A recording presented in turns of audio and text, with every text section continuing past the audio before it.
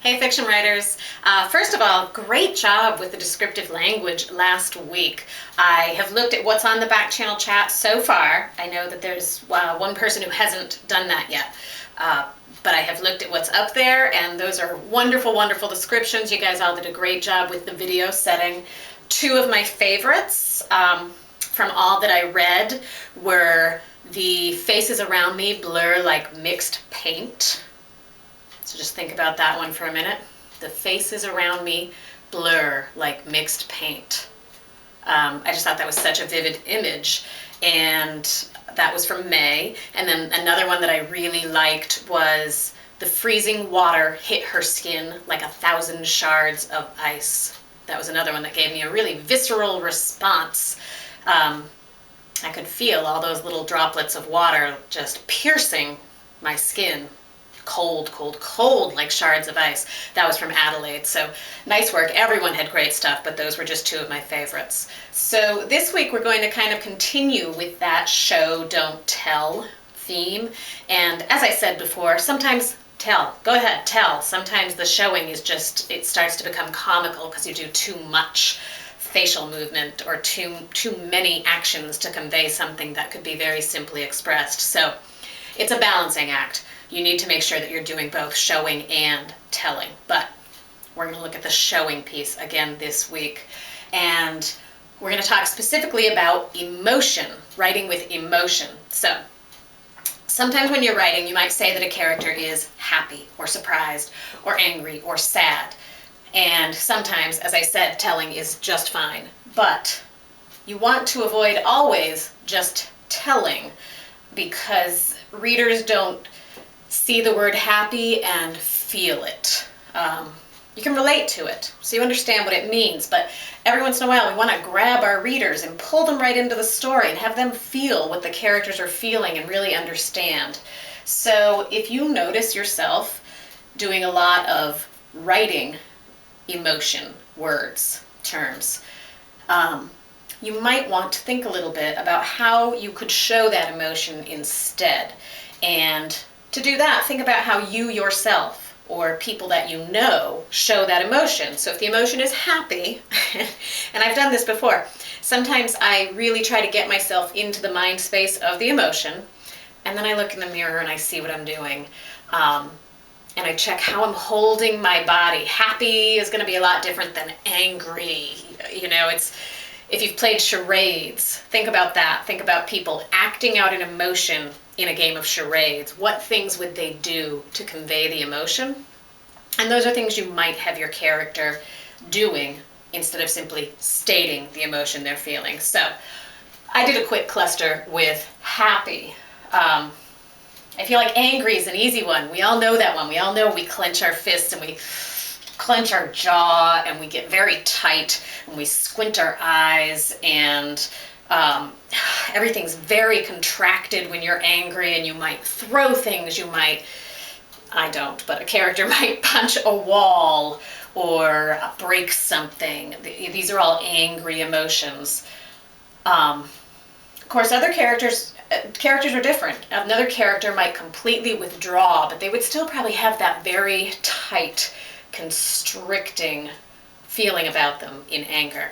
Happy, I almost feel like it's a little harder to express without using just the typical things. He smiled, or she smiled, or dimples, showed her dimples. But you can try to get creative with it, and instead of constantly saying smiled, I smiled, he smiled, we smiled, they smiled, too many smiles starts to become sing-songy. And so we want to vary the language, vary the word choices. You can smile, you can grin. Of course, you have to be aware that a grin sometimes could be a little mischievous. Grins aren't always as straightforward happy as smiles. So simply sticking in a synonym doesn't always work because it might change the emotion a little bit. But I came up with a few things for happy, and I'm sure you could come up with a lot more. Eyes brightened. I feel like a lot of happiness, a lot of emotion, I think, is in the eyes. So I have several eyes. I have eyes brightened, eyes laughed, eyes shone or sparkled. I have smiled, grinned, dimples showed, corners of mouth curved upward. And sometimes you use that if you want someone to just be kind of grudgingly smiling, like one corner moved upward just a little. Heart fluttered, danced. If the person's very happy, they might raise their arms and cheer. Stand up tall, stood up tall. So these are just some of the things that I came up with in 2 minutes, I think, of just brainstorming around happy. So you can certainly come up with a lot more.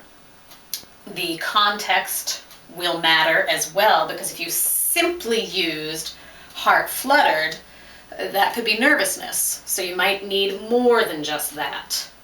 But hopefully the context of your story will help to convey what it is the person is feeling. So part of your assignment this week is going to be to write an emotion. Choose an emotion, write it without naming it, and the rest of us can try to guess what emotion it is you're getting at. But I will get to that in just one moment, because I do have an example for you from something many of you have probably read.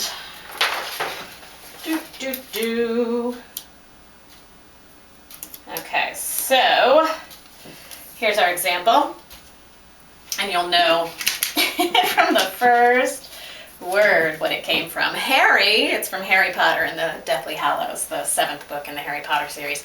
If you have not read this, nothing's given away here, I assure you. Harry, I don't want that. I have something covered. I'm going to skip that part the first time through. Harry reached the bottom of the article, but continued to stare blankly at the page. Something rose in him like vomit, but I won't tell you what it was.